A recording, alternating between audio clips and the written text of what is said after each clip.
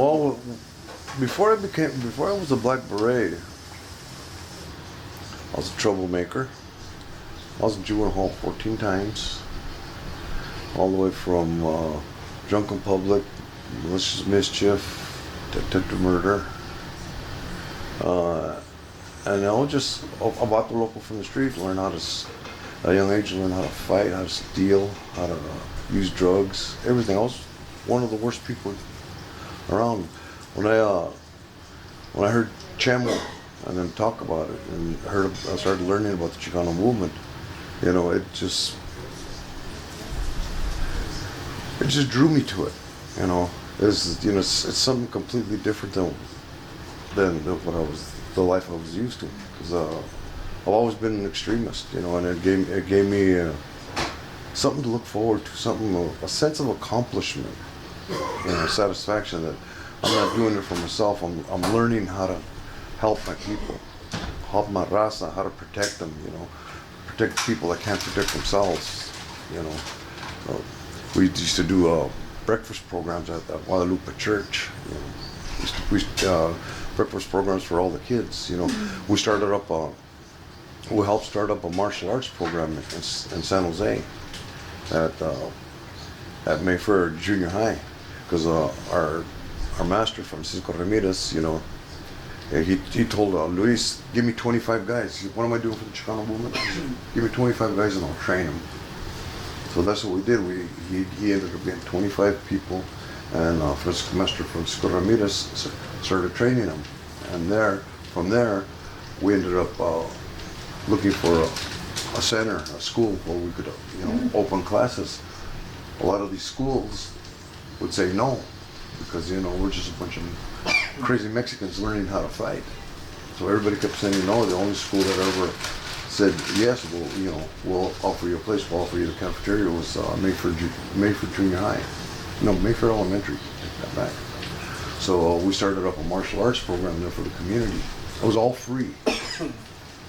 We had over 150 students that we trained, you know. And at that time there was a big drug problem. There was a lot of reds. They call reds. It's the barbiturates. Mm-hmm. People would eat them. Yeah. And there was no interest in sports. You know, the kids were all the, you know, typical East Side school, you know, where the GPA was really low and everything. There was more interest, you know, after being there a year, there was more interest in sports. All the students' grades started going up. The family life started getting better. People were getting more humble and stuff. And you know, there was a big change. All these students, you know, the parents seeing all their changes. When other schools found out that all this was going on and all these positive changes were happening, they offered us their facilities. We told them, look, you guys, when we asked for it, you wouldn't give it to us, so we're staying here. This is going to be our base. And our classes got so big, you know, we had men and women's classes. The men's and the women's were together. The classes got so big that we had to separate the women's classes and the men's classes. We'd have their classes. Men's would be on Mondays and Wednesdays and Fridays, and the girls' classes would be Tuesdays and Thursdays. Oh, wonderful. And we came up with a lot of black belts, you know, a lot of people, you know. We've gone through thousands of students, but, you know, martial arts isn't for everybody, you know. Out of those, you get a handful of students that are really dedicated. Those are the ones we concentrate on. That's the ones that are really true warriors at heart. And that's what we did, you know. We got black belts all over the place. You know. It says, that's a lot of my training went through there, and that's where I learned a lot of my martial arts, you know, through Master Francisco Ramirez, one of the best martial arts I've ever known. One of the best mixed martial arts schools is there. It's known as AKA. That's the American Kickboxing Academy. That's where Kane came out of, AKA. Oh, yeah.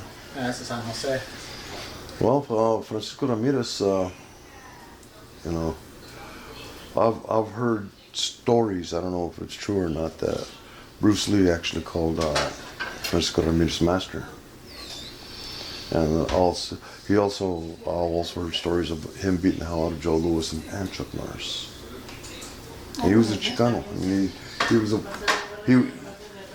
that dude was fantastic, man. Best martial artist I've ever seen in the world, you know. And there's a story on that. When I first met him, I was 17 years old. We were at a party, and he was with this girl that I knew. You know, it's a friend of mine. Her name was Grace Soto.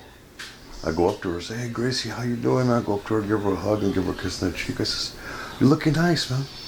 And I turned around and walked away, and I heard something. He started telling me stuff, and I turned around, I looked at him.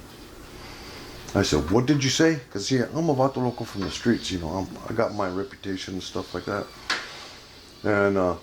And he started telling me stuff, and I said, "Yeah, you know what? You don't know very much about the carnalismo around here. Carnalismo is brotherhood." Mm-hmm. You know, and stuff like that. And I started arguing with him. He wanted to come at me, but his girlfriend Gracie was holding him back.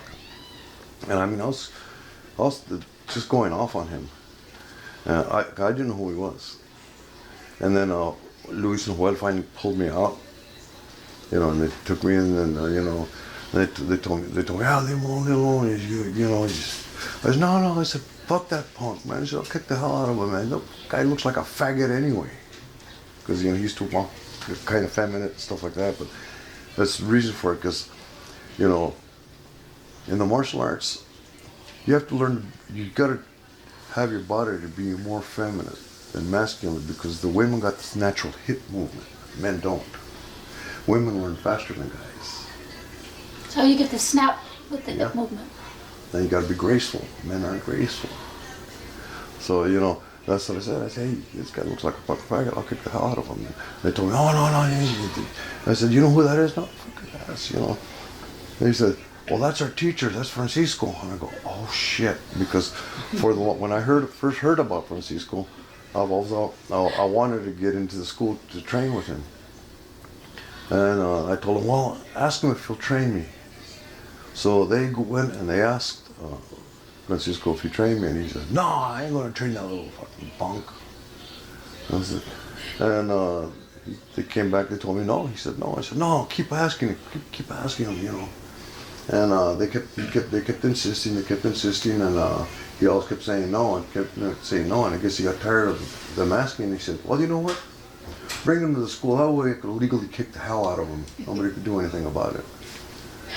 So I started going to his school, and for 2 or 3 months, he beat the crap out of me, bad.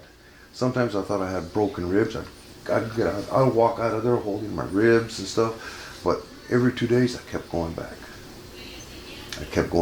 For about 2 or 3 months till he finally got his full of beating the hell out of me, and then I guess, I don't know what he seen in me, and he decided to train me. We ended up being the best of friends. You know, and I figure, you know, through the training that I got, I figure if I could survive an ass kicking from him, I could survive an ass kicking from anybody. So But what was it?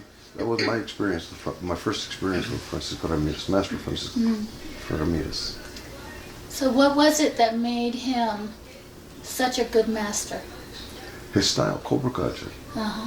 He made his own style. You know, he was the stuff that Bruce Lee talks about. Yes. He was doing it before that. You know, he didn't have a set way of forms. You know, everybody's different. Everybody has to do their techniques a little different. You know, there's no two people the same. You know, I'll throw a kick one way, you throw the same kick, but it'll come out different. You know, we were not carbon copies of the teacher. You know, like traditional martial arts, they try to teach you to be a carbon copy of your master. And our master Francisco Ramirez wasn't that way. He would let us develop in our own ways. You know, he would see something in us. Just like I said, I was legally blind. You know, and I had to develop my own style. I studied several styles. The last style I was studying was monkey fight. And I ended up making, I call it my own style. I call it the blind monkey, because legally blind. You know, and that came out to developing the style that we got now called Chicano, which is now within the last 2 years is being recognized in the martial arts world as a system. And that's a system that we developed ourselves. You asked about Francisco Ramirez and how he was. I could show you how he was. Well, I'll tell you how he was, and you could look it up. You ever see the movie 300? Yeah. You know the leader, Yeah. the beard and stuff. Nice. Spitting image, talks just like him. Yeah. You see him when we first seen that, I go, that's Francisco. Everything he says, everything he does, that's Francisco Ramirez.